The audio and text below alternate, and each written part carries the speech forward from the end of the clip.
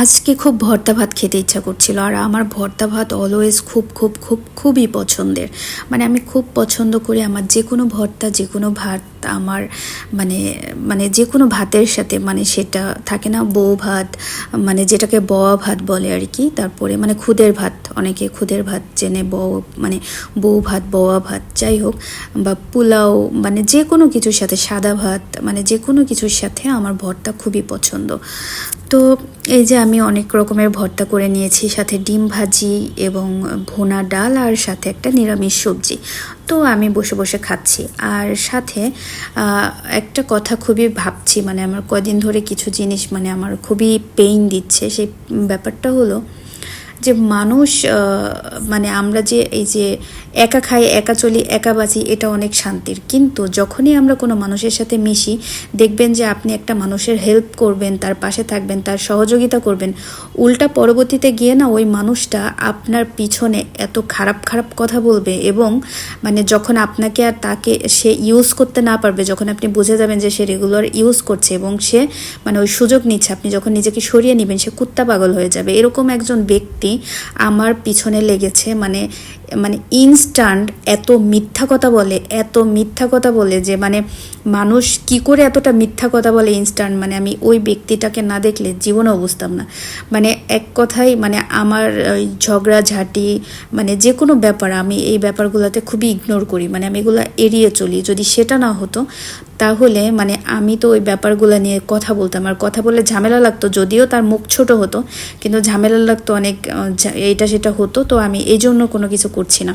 কিন্তু ওই ব্যক্তিটা চিন্তা করছে না, আমি যদি একবার মুখ খুলি বা আমি যদি এই ব্যাপারগুলো নিয়ে কথা বলি, তখন সে কোথায় লুকাবে।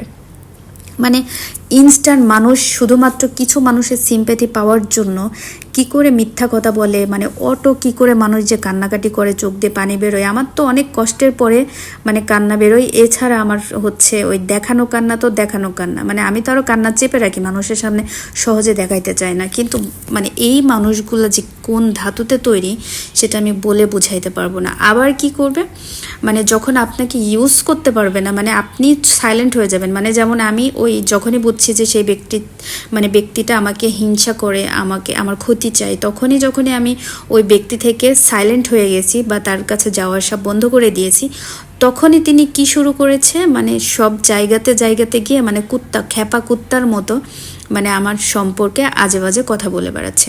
মানে এই ব্যক্তিগুলোর, মানে যাদের কোনো খেয়ে কাজ নাই, জীবনে কোনো দিন কোনো কিছু করতে পারে নাই, তারাই এই কাজগুলো করে। এই জন্য এই সব মানুষের দেখবেন জীবনে কোনো দিন ভালোও হয় না, আল্লাহ তাদের পাশেও থাকে না।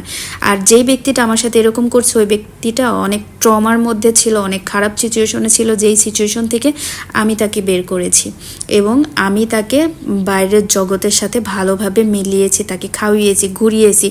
উল্টা সে আমার সম্পর্কে মানে কি বলবো, বলে যে আমাকে নাকি সে টেক কেয়ার করছে। আমারে কেন সে টেক কেয়ার করবে, মানে কি যে বলবো। মানে যাদের কোনো মানে বলে না ওই যে বুক পিট নাই, তাদের ওই অবস্থা। আর মানে যে ফকিন্নির মতোই থাকে। মানে ওর মামার বাড়িতে 14 গোষ্ঠীর বাড়িতে কাজ করে মানে দিন চালাইতে হয়তো, খাইতে হয়েছে।